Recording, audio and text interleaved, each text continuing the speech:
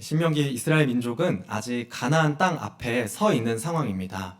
하나님께서 약속하신 가나안 땅을 눈앞에 둔 상황에서 모세는 모든 이스라엘을 향해서 하나님께서 주신 율법을 다시금 깨우치고 있습니다. 실전에 들어가기 전에 간단한 사전 교육이 필요하듯이 가나안 땅에 들어가서 일상생활을 하기 전에 그 땅에서 사는 것을 온전히 누리기 위한 모세의 사전 교육이라고 볼 수 있는 거죠. 오늘 본문은 그런 의미에서 약속의 땅 가나안에서 정말로 말 그대로 살기 위한 교육이라고 할 수 있습니다. 신명기 12장부터 26장까지의 말씀이 하나님께서 모세를 통해 주셨던 그 10계명의 조항들을 실생활에 적용하고 확장하고 해설한다는 것을 나눈 적이 있는데요. 오늘 본문이 신명기 16장 18절부터 17장 13절까지 말씀은 다섯 번째 계명, 내 부모를 공경하라는 명령과 연결되어 있는 본문으로 보고 있습니다. 자녀에게 있어서 부모의 권위는 인생에서 처음 경험하는 권위이죠. 그리고 가정이 건강하게 유지가 되기 위해서 자녀들에게는 그 권위를 마땅히 존중해야 할 의무가 있습니다. 이것을 확대해서 일상생활에 적용해보면 하나님께서 부모에게 주신 권위가 있고 또한 그것을 존중해야 함과 같이 이스라엘이라는 하나의 공동체를 유지하기 위해서 하나님께서 세우신 그 권위들을 어떻게 존중할 것인지에 대한 문제로 연결시키고 있는 것입니다. 신명기 안에서는 하나님께서 세우신 그 권위와 리더십의 직책을 4개의 직책으로 나누어서 설명하고 있습니다. 재판장, 왕, 그리고 제사장, 예언자인데요. 오늘 저와 여러분들이 함께 나눈 본문은 재판장에 관련된 말씀입니다. 이렇게 4개의 권위와 리더십이 세우는 사법체계, 정치 군사체계, 종교 체계를 통해서 이스라엘이라는 나라가 하나님의 뜻대로 안전하게 유지되고 또한 운영될 것입니다. 어떤 나라이든지 이 체계들 중에서 하나라도 무너지게 되면 나라가 정상적으로 돌아가기가 어렵죠. 사법 시스템이 무너졌을 때, 정치 시스템이 무너졌을 때, 군사 시스템이 제대로 작동하지 않을 때, 종교 체계가 정상적으로 작동되지 않을 때 그 나라 하나라도 무너진 나라에서 백성들은 일상적으로 생활하기가 어렵다는 것을 우리는 경험적으로 알고 있습니다. 말 그대로 일상생활을 사는 것을 누리기가 어렵다는 것이죠. 그렇기 때문에 오늘 본문의 근간이 되는 10계명의 제5계명 말씀이 기록된 신명기 5장 16절 말씀에서는 이렇게 이야기하고 있습니다. 신명기 5장 16절 말씀인데요. 저와 여러분 한 번 더 같이 읽어보겠습니다. 너는 내 하나님 여호와께서 명령한 대로 내 부모를 공경하라. 그리하면 내 하나님 여호와가 내게 준 땅에서 내 생명이 길고 복을 누리리라. 아멘. 부모에 대한 권위가 존중되어질 때 자녀는 여호와 하나님께서 주신 그 땅에서 길고 복된 생명을 누리게 된다는 것입니다. 그것이 바로 하나님의 약속이라는 것이죠. 마찬가지로 이스라엘 민족의 사법, 정치, 군사, 종교 권위에 대한 존중과 건강한 유지됨이 이스라엘이라는 나라가 가나안에서 그 생명을 길게 가질 수 있는 방법으로 오늘 말씀이 그렇게 제시하고 있는 것입니다. 이스라엘 후기로 갈수록 국가를 유지하는 모든 시스템과 체계들이 병들어가고 있었다는 사실을 저희가 성경을 통해서 알 수 있는데요. 놀랍게도 그렇게 병든 이스라엘 백성들은 하나님의 엄중한 심판으로 인해서 그 땅에서 사는 축복을 빼앗기게 됩니다. 우리가 함께 나눈 신명기 16장 18절부터 17장 13절까지 말씀은 먼저 이스라엘 백성의 재판관들, 즉 사법 시스템을, 사법 체계를 유지하는 권위와 리더십에 관련된 하나님의 말씀입니다. 이스라엘 민족 안에서 발생할 수 있는 여러 가지 사법적인 사건들을 합당하게 판단하고 재판을 집행하는 그 리더십을 향해서, 그리고 그 체제 안에서 살아가는 백성들을 향해서 선포되어지는 그 말씀을 통해서 하나님께서는 자신의 공동체를 세워가고 싶어 하시는 그 뜻을 우리에게 보여주시고 계십니다. 만약 그 말씀이, 그 하나님의 뜻이 온전하게 지켜질 수만 있다면 하나님께서 기대하셨던 그 하나님의 나라 공동체가 건강하게 유지되고 또한 세워질 것입니다. 그렇다면 오늘 하나님께서 저와 여러분에게 기대하시는 그 마음이 이와 같은 줄 믿습니다. 하나님께서 세우시기를 원하셨던 그 하나님의 나라 공동체, 공의로 다스리는 공동체의 모습을 함께 살펴보면서 하나님이 꿈꾸시는 그 하나님의 공동체를 우리의 마음에도 품는 그런 시간 되기를 원합니다. 또한 그 소망을 가지고 나아가는 그런 2024년 한 해, 그런 저와 여러분, 그런 수원 꿈꾸는 교회가 되시기를 다시 한번 주님의 이름으로 축복을 드립니다. 먼저 하나님의 나라 공동체는 공의만을 따르는 공동체라는 것을 본문을 통해서 알 수 있습니다. 이스라엘 안에서 법이 집행되어질 때에는 재판장들과 지도자들, 이제 재판을 하는 관리들에 의해서 집행된다고 본문이 기록하고 있는데요. 가나안 땅에서 정착을 하게 된 그 이후에 각 성 안에 사는 그 백성들 중에서 지명된 그리고 선출된 사람이 재판장과 지도자들의 역할을 할 수 있는 것이죠. 어떤 사건을 처리하는 방식과 그 행정적인 절차들이 자세하게 설명되어 있지는 않지만 본문에서는 재판을 맡은 사람들이 갖추어야 하는 중요한 원칙 한 가지를 제공하고 있는데요. 그 원칙은 바로 공의라는 것을 알 수 있습니다. 신명기 16장 20절 말씀입니다. 너는 마땅히 공의만을 따르라. 그리하면 내가 살겠고 내 하나님 여호와께서 내게 주시는 땅을 차지하리라. 아멘. 공의라는 단어는 의롭다라는 의미이고 또 공평하다, 공정하다라는 그런 의미를 가지고 있습니다. 그 안에 이기적인 마음이 없고 어떤 한 사람을 편애하지 않고 또한 세워진 표준과 그 규칙을 준수하는 태도를 이야기하는데요. 재판이라고 하는 것은 어쨌든 사람이든 집단이든 서로 대립하는 두 대상에 대한 일이죠. 그렇기 때문에 자칫 잘못하면 어느 한편으로 기울어지게 되기 쉽습니다. 비슷한 체구의 아이라도 시소에 올려다 놓으면 완벽하게 수평을 이루는 경우가 거의 없는 것처럼 말이죠. 그래서 본문 19절은 이스라엘 각 성읍에 세워진 재판관들은 공의라는 원칙을 바탕으로 모든 사건을 대해야 한다는 것을 오늘 본문에서 알려주고 있습니다. 신명기 16장 19절의 말씀은 그 공의를 바탕으로 하는 그 실제로 이 태도들이 어떻게 표현되어야 하는지를 이야기하고 있는데요. 신명기 16장 19절 말씀 저희 같이 한번 읽겠습니다. 너는 재판을 굳게 하지 말며 사람을 외모로 보지 말며 또 뇌물을 뱉지 말라. 뇌물은 지혜자의 눈을 어둡게 하고 의인의 말을 굳게 하느니라. 아멘. 네. 이제 19절의 말씀에서는 백성들 전체가 아니라 그 세워진 재판장들과 관리들에게 하시는 그 말씀으로 전환이 되고 있는데요. 공의라는 원칙이 사회 안에서 그 사법 체계 안에서 지켜질 수 있도록 재판관들에게 하지 말아야 할 세 가지가 19절에서 제시가 되고 있습니다. 첫 번째는 재판을 굳게 하지 말라고 이야기를 하고요. 두 번째는 사람을 외모로 보지 말라고 이야기하고 세 번째로 뇌물을 받지 말라고 이야기를 합니다. 첫 번째로 재판을 굳게 하지 말라고 말씀하시는데요. 이 굳다라는 단어가 성경 안에서는 여러 가지 의미로 사용되는 단어인데요.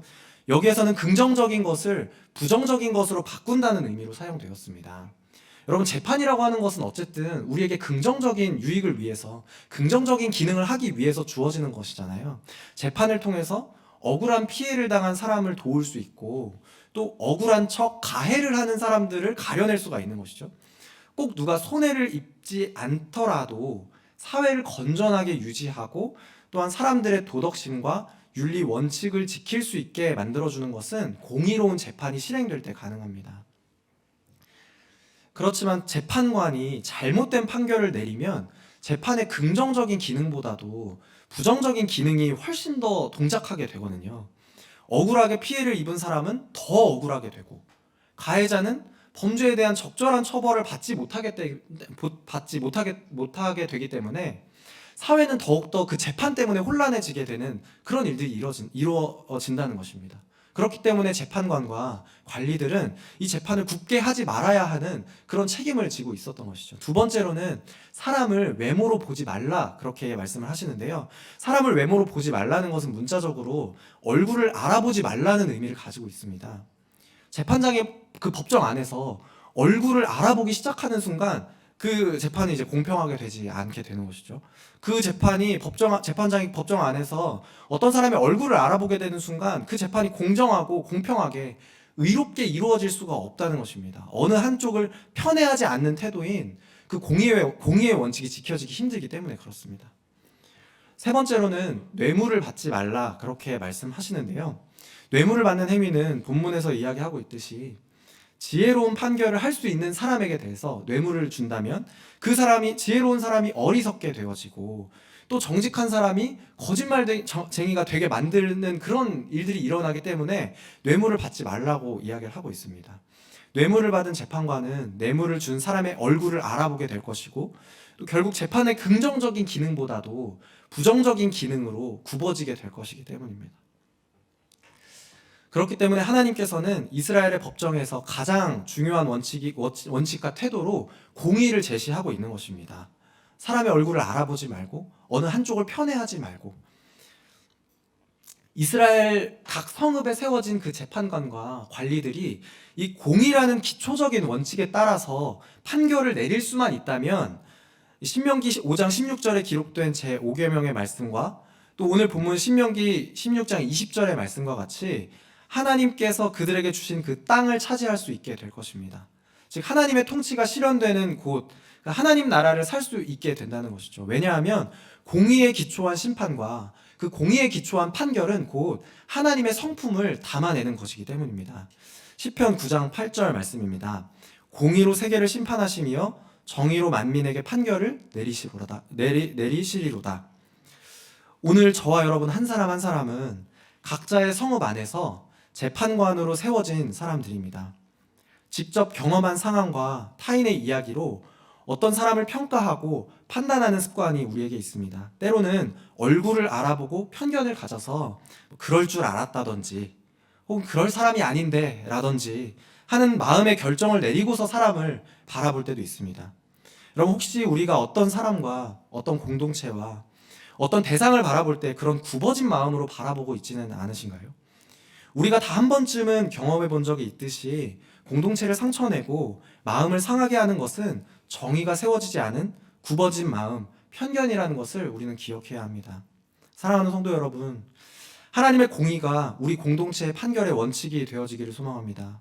공의와 정직으로 세상을 심판하시는 그 하나님의 심판과 판결이 우리 공동체의 각 사람을 통해서 우리 공동체 안에 회복되어지는 그런 은혜가 있기를 다시 한번 주님의 이름으로 축복을 드립니다. 두 번째로, 이러한 하나님의 공의로 다스리는 하나님의 나라 공동체는 안전한 나라 공동체에 속한 그 어느 누구라도 보호를 받을 수 있는 그런 공동체입니다. 다시 말하면 악에 대해서는 철저하게 보복하되 철저하게 제거하되 최소한의 안전장치를 마련해 두어야 한다는 것입니다. 법과 원칙은 철저하게 지켜져야만 합니다. 그래서 하나님 나라의 공동체 안에서는 어떠한 악함이라도 남아 있어서는 안 됩니다. 그러나 어느 누구도 억울한 누명을 쓰거나 적절하고 안전한 절차 없이 사적인 제재나 인민재판의 형태로 형벌을 받아서는 안 된다는 것을 이야기하는 것입니다. 여러분 오늘 본문은 재판관을 세우는 이야기를 하고 있는데요. 부모를 통한 가정의 권위와 또한 세워진 자들을 통한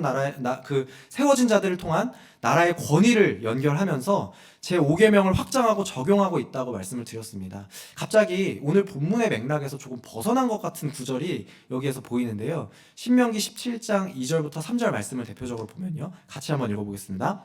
내 하나님 여호와께서 내게 주시는 성 중에서든지 너희 가운데에 어떤 남자나 여자가 내 하나님 여호와의 목전에 악을 행하여 그 언약을 어기고 가서 다른 신들을 섬겨 그것에게 절하며 내가 명령하지 아니한 이럴 성신에게 절한다 하자. 아멘. 신명기 17장 2절부터 3절까지 말씀에서는 하나님과 세운 언약을 어기고 다른 신을 섬기는 행위, 그리고 하나님께서 금지하신 우상을 모시는 범죄를 저지른 상황이 생긴 것으로, 그런 상황이 발생한 것을 지금 가정하고 예시를 들고 있는 것인데요. 이것을 다시 한번 십계명과 연결해 보면 하나님만을 섬기라는, 오직 그 유일하신 하나님만을 섬기라는, 다른 신을 두지 말라는 1계명과 2계명에 대한 위법 행위를 가정하고 있는 것으로 볼 수 있습니다. 여러분 물론 5계명에 대한 해석과 적용과 확장을 이야기하다가 갑자기 다시 1, 2계명으로 돌아가고 있는 그것이, 이런 상황이 맥락에서는 조금 벗어난다고 생각할 수는 있지만, 먼저는 하나님 나라 공동체를 유지하기 위한 그 시민사회의 도덕적인 법칙과 윤리는 하나님을 예배하는 행위와 다르지 않다는 것, 하나님을 예배하는 행위와 멀리 떨어지지 않았다라는 것을 의미하고요. 또 한편으로는 10계명 중에서 가장 우선되고 가장 큰 악인 1계명, 2계명에 대한 위법 행위를 처리하는 과정을 지금 설명하면서 다른 율법의 위법 행위를 판결할 수 있는 하나의 모델을 제시하고 있는 것으로 볼 수 있는 것이죠. 그럼 만약 그런 행위가 발견되었을 때에는 어떻게 해야 할까요? 그런 하나님께 대한 위법 행위, 하나님을 예배하는 것에 대한 굽어진 행위, 그런 범죄를 행하게 되었을 때, 그런 행위가 발견되었을 때 어떻게 이스라엘 민족은 처리를 해야 할까요? 2절에 기록되었던 대로 그러한 행위는 하나님께서 기뻐하시지 않는 분명한 악이라는 것을 우리가 알 수 있습니다. 하나님과의 관계의 문제와 예배하는 문제에 있어서 범죄한 사람을 처리하는 방식은 죽음이라는 것입니다.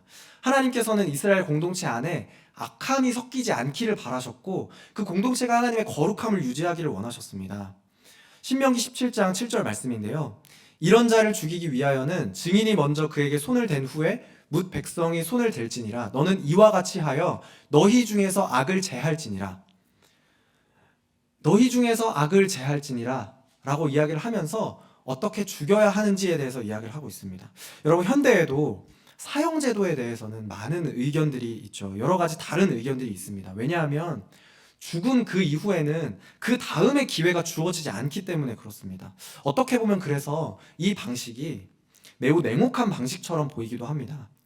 그러나 여러분, 우리는 한 생명을 인위적으로 빼앗을 수 있는 그런 상황에서 최소한의 보호를 할 수 있는 그런 안전장치를 본문에서 또한 발견하게 됩니다.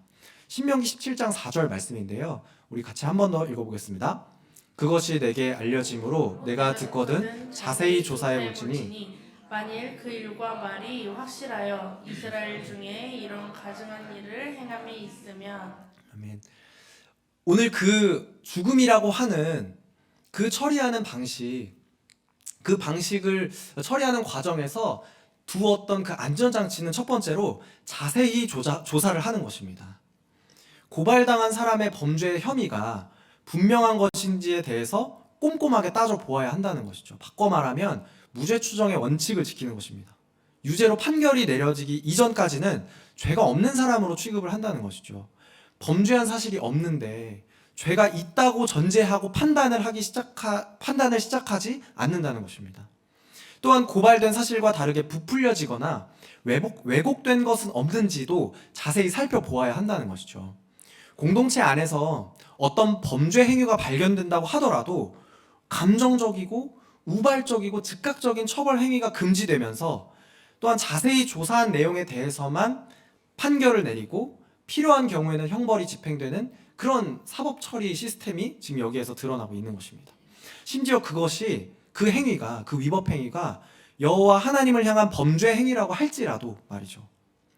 공동체가 합의하여서 세운 그 법의 울타리 안에서만 처벌이 가능하고 처리하는 그런 절차들을 여기에서 설명하고 있습니다. 한편으로 이 위법 행위에 대한 자세한 조사는 이 처벌이 축소되는 것을 막아주는 거예요. 실제로 그런 일을 했는데 자세히 조사되지 않아서 이게 왜곡되고 축소되는 것을 막아주고, 쉽게 말하면 벌받아야 할 행위에 대해서는 꼼꼼히 따져서 죄가 있다고 여겨지는 행위에 대해서는 분명하고 정확한 처벌을 내릴 수 있게 해야 한다는 것입니다.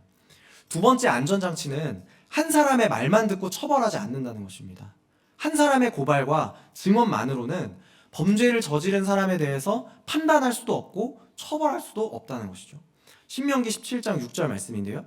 죽일 자를 두 사람이나 세 사람의 증언으로 죽일 것이요 한 사람의 증언으로는 죽이지 말 것이며. 이 과정에서, 고발하는 과정에서 혹시 개인적이고 사심이 섞인 그 앙심이 들어가지는 않았는지, 어떤 사람에 대한 과도한 상상력을 거기에 덧붙인 것은 아닌지 판단하기 위해서 한 사람이 아니라 두세 사람의 입으로 그것을 확인해야 한다고 본문이 이야기합니다.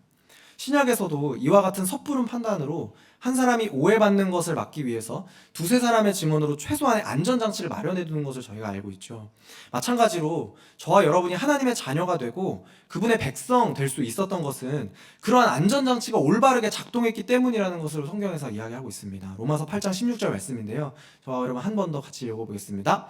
성령이 친히 우리의 영과 더불어 우리가 하나님의 자녀인 것을 증언하시나니. 아멘. 그리스도 예수의 중보와 성령 하나님의 증언이 우리가 돌맞아서 죽을 백성이 아니라는 것을 보증하고 계신다는 것입니다. 우리가 하나님의 자녀이고 그분의 백성이라는 사실이 거듭된 증언으로 안전하게 보호를 받았다는 그 사실로 마음의 확신이 되시기를 축복을 드립니다. 매듭을 짓자면 하나님께서는 공동체에 발생한 악에 대해서는 철저하게 보복하고 또한 정확하게 처벌할 수 있도록 우리를 지도하십니다. 그래서 공동체 안에서 악을 제거하는 것, 거룩함을 제거하는 것을 중요하게 여기신다는 것을 본문을 통해서 알 수 있습니다. 여러분, 그러나 악에 대해서는 철저하게 보복해야 되지만 최소한의 안전장치를 만들어 두셔서 생명을 보호하시는 것을 볼 수가 있는 것이죠.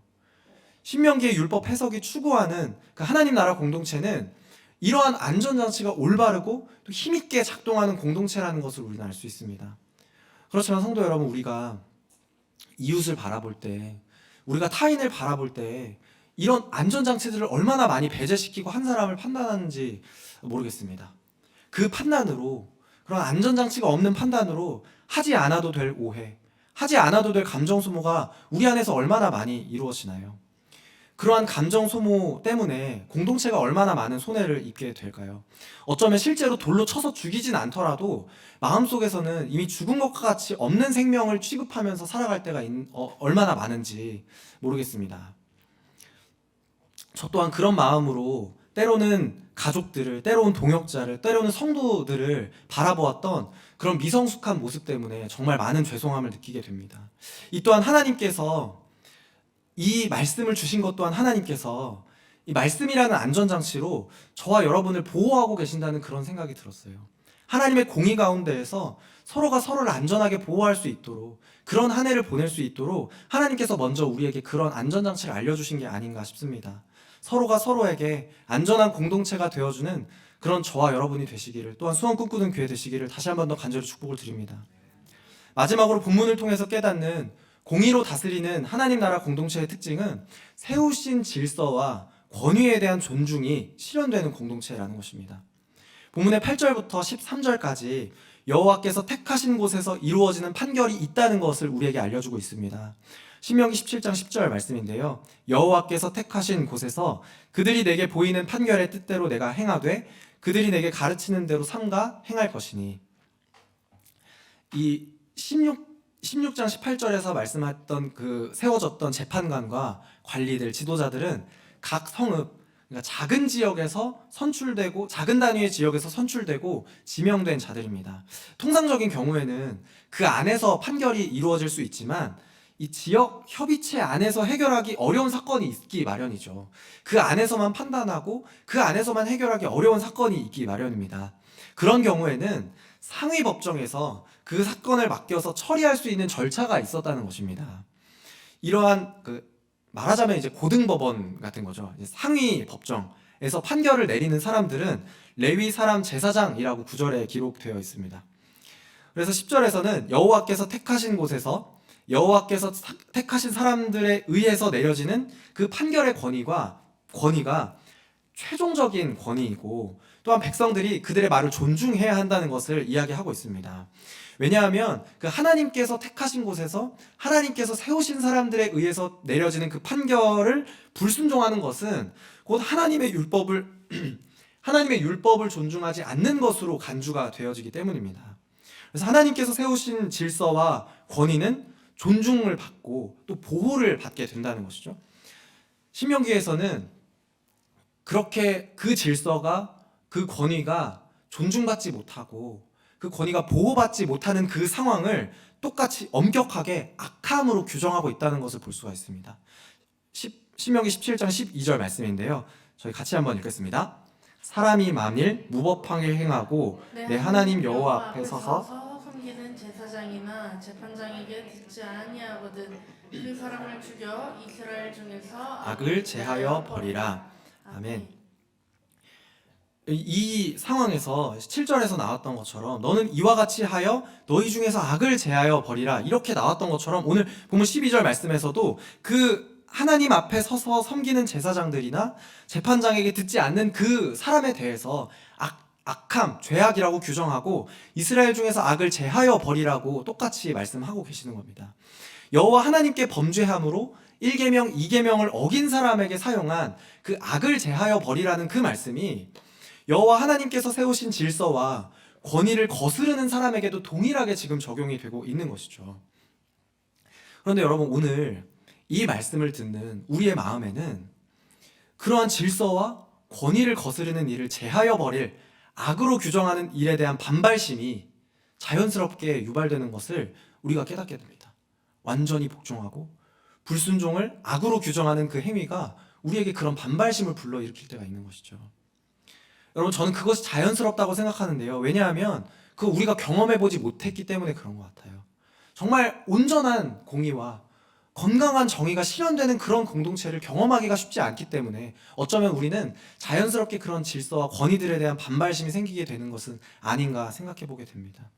질서와 권위가 하나님의 뜻대로 작동하는 것을 경험해 본 일이 거의 없기 때문이죠. 그래서 우리는 가정에서 또 교회에서 공동체 안에서 세워진 질서와 권위에 대해서 우리가 이 말씀을 어떻게 적용하고 우리가 어떻게 받아들일 것인가, 어떻게 적절한 방식으로 복종할 것인가, 순종할 것인가를 고민해야만 합니다. 그래서 신약으로 넘어가게 되면 교회의 권위가 아닌 세상의 권세를 어떻게 대해야 하는지를 권면하는 많은 말씀들을 우리가 발견할 수 있는데요. 그 중에서 골로새서는 그러한 권세와 세상을 유지하는 그 세속적인 권세가 어디로부터 온 것인지를 교회에 설명하고 있습니다. 골로새서 1장 16절 말씀인데요. 만물이 그에게서 창조되되 하늘과 땅에서 보이는 것들과 보이지 않는 것들과 혹은 왕권들이나 주권들이나 통치자들이나 권세들이나 만물이 다 그로 말미암고 그를 위하여 창조되었고. 여러분, 저와 여러분이 잘 알고 있듯이 당시 초대교회의 초대교회의 상황과 세속적인 정치의 관계가 서로 상부상조하는 그런 관계는 아니었잖아요. 서로 존중하는 그런 관계는 아니었다는 것을 저와 여러분이 잘 알고 있습니다. 심지어 골로새서를 쓴 바울은 로마 황제에게 재판을 받기 위해서 2년간의 가택연금을 받고 있는 상황이었는데요. 세속 권위의 압박을 받고 있는 그런 상황에서 분명하게 그러한 권위가 그리스도로부터 창조되고 세워진 것이라고 바울이 지금 이야기를 하고 있는 것입니다. 여러분, 물론 세워진 권위와 질서는 하나님 나라의 공의를 지켜내기 위해서 마땅히 그 공의를 따르기 위해서 자기만의 싸움을 분명히 해야만 합니다. 그래서 맡겨진 그 질서와 권위를 맡은 그 사람들이 정말 자신에게 정직해야 한다는 것을 우리는 알 수 있습니다. 이스라엘 역사 가운데에서, 그리고 우리가 경험한 많은 세속 역사 가운데에서는 그것이 온전하게 이루어지지 못했기 때문에 나라가 운영되지 않고, 그 나라가 정상적으로 운영되지 않고, 그 다스림을 받는 백성들이 많은 피해와 손해를 입는 것을 우리는 많은 경험을 했습니다. 그렇기 때문에 이스라엘의 선지자들도 수시로 그 공의를 쓴 쑥으로 바꾸는 판결에 저격수의 역할을 했던 것이죠. 그런데 올바른 방식으로 적용되지 않을 때라도, 올바른 방식으로 그 권위가 동작하지 않을 때라도 바울은 모든 권위와 질서, 정치 체계보다 상위에 계신 그 그리스도의 주권을 인정하는 모습을 우리는 볼 수 있습니다. 여러분, 우리 공동체 안에도 서로를 향한 이런 아름다운 인정이 회복되어야 할 줄 믿습니다. 교회 안에서 세워진 그 리더십과 권위를 존중과 배려로 대할 수 있고, 또 리더십은 부족한 자신에게 주어진 그 권위와 질서를 하나님의 공의를 이루는 데 성실하게 사용할 수 있고, 그러한 상부상조의 관계, 그런 하나님 나라의 아름다움이 회복되기를 정말 소망합니다. 세워진 권위가 기능적으로 정말 탁월해서 세워졌을 수도 있죠. 세워진 권위가 정말 그 일을 감당하기에 정말 합당하고 적당한 사람이라서 세워졌을 수도 있겠죠. 그런데 여러분, 많은 경우에 그렇지 않은 것을 보게 됩니다. 그런데 우리 한 사람 한 사람이 주님께서 헌신하는 그 교회, 주님께서 헌신하신 그 교회를 세우기에는 무력하고 또한 미성숙할 때가 있다는 것을 우리는 스스로 많은 순간 깨달을 때가 있습니다. 그런데 저와 여러분이 함께 그 약속에 참여해서 하나님께서 세우시는 그 권위와 질서 가운데에서 교회를 세워가는 그 일에 참여할 수 있는 자가 된 것은, 하나님께서 우리에게 주시는 그 약속에 참여하는 자가 된 것은 하나님께서 부족한 우리를 통해서 그 일을 이루시기를 원하시기 때문인 줄 믿습니다. 부족한 사람을 세우셔서 하나님의 일들을 이루기를 원하시고, 또한 때로는 반발심이 생기는 그런 상황에서도 순종하고 믿고 따르고 의지하는 그런 상황들을 통해서, 그런 아름다운 관계를 통해서 하나님께서 교회를 세우시기 원하시기 때문인 줄로 믿습니다. 여러분, 2024년 새해에 하나님께서 우리에게 주신, 수원 꿈꾸는 교회에 주신 약속의 말씀이 있습니다. 예수 안에 뿌리를 받고 세움을 받아서 믿음에 굳게 서서 감사함을 넘치게 하라는 그 말씀을 저와 여러분이 온전히 신뢰하면서 나아갈 수 있는 것은 하나님께서 그 일을 이루실 것이기 때문입니다. 세우신 그 권위와 질서를 통해서, 또한 부족하고 연약함을 알지만 마땅히 그 권위에 순종하고 그 질서를 유지하기 위해서 복종하고 순종하는 그런 마음과 태도로 서로를 대하는 그런 공동체를 통해서 하나님께서 그 일을 이루실 것이기 때문입니다. 우리 안에서 참된 공의가 회복되는 그 일에 하나님께서 앞서서 싸우고 계신다는 것을 믿으시길 바랍니다.